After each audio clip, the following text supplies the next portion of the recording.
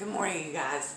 I wanted to show you what I'm doing, and I'm in a hurry. I'm running late. I'm doing something new. You know, all those things you do on Monday morning. But it's such a cool concept. I wanted to try to capture it on video, just because I don't know it's a new recipe, and one of the things that's kind of not an issue. Issue is such a big word. One of the things that I've been working on trying to solve for us at home is jelly, jams. The little guy likes peanut butter sandwiches, and I like for him to eat peanut butter, and you know he does weed, I don't. Like I haven't gotten him 100% paleo at my house, and that's okay. He doesn't seem to have the same sensitivities that I do, so I feel strongly about the paleo, but here again I also feel very strongly about finding the balance for you, your family, especially your kids. And I just feel like the more not processed we do for him, the better. But the more we make certain foods taboo, if he's anything like I am in that regard, the more it's taboo, the more interested I am in it in the food department. So anyway, this is a chia seed strawberry jam recipe, and I have tasted other folks's jams before, and I've seen the recipes on Pinterest. This is the first I'm giving it a shot. So I bought lots of extra strawberries at the grocery store the other day, and they're nice and ripe, and I love strawberries, but I'm really guilty about not getting to them fast enough. So this is another one of those recipes that'll be really super handy to have in the arsenal of, oh my gosh, these are about to go, what am I going to do with them, kind of thing.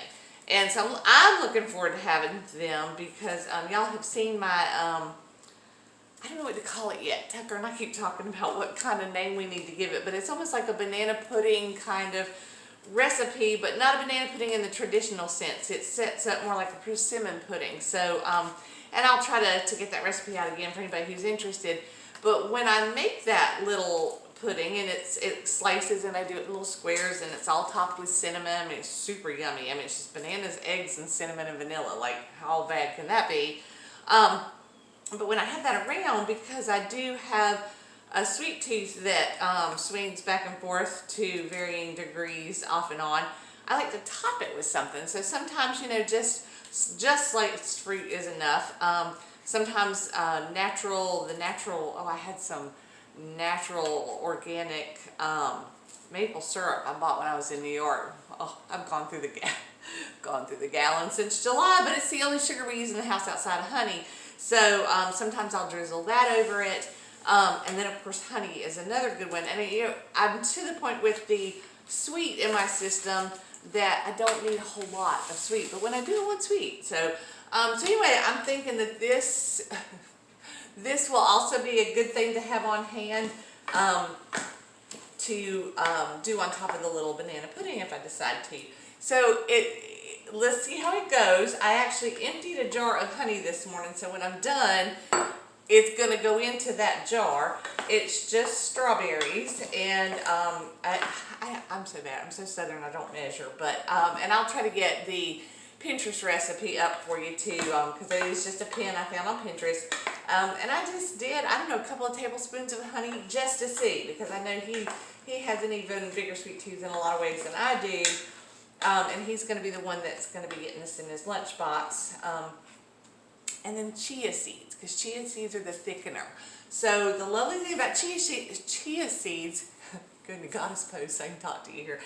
The wonderful thing about chia seeds is they thicken up. If y'all aren't familiar with them, spend a few minutes looking on Pinterest just for the various puddings, more like the traditional like chocolate pudding recipes you can get that you can do with chia seeds. I use them in that same little pudding recipe I was talking about, sometimes just to add a little extra thickener.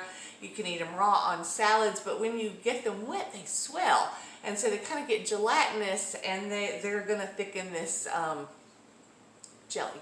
It's a jam, because it's not going to be, it's still going to have chunks of fruit. So I got out my measuring cups because, you know, I like to make it look like I know what I'm really doing and making it really official.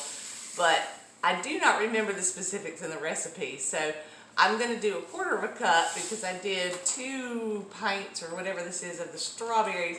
Maybe not entirely 1/4 cup. When I get the percentages figured out, I will do a more official posting of the recipe. But then you just let it all cook up and break down, and then put it in your jar. So I'm excited. I'll let you guys know how it goes. And Mondays are typically my day to kind of get pulled back together from the weekend. The weekends are kind of no holds barred.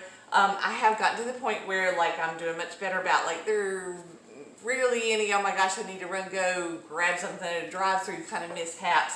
But it does mean that something gives a little bit. So it's the day to pull the house back together and kind of cook for the week. So I may bombard you with food pictures later today. But do what you can to get yourself squared away for the week. It's Monday, so I know a lot of you guys are already back in an office type setting. But don't forget to take care of you in the food department. I had some really nice conversation this weekend just kind of about, you know, if you're preparing it, you know what's in it. And that's an awfully nice thing to do for yourself and your body and your health. So anyway, I'll let you know how the jam oh God, Claude, I have a jelly story. I'll let y'all know how the jam turns out, and y'all have a really good day. I'll see you when you get here.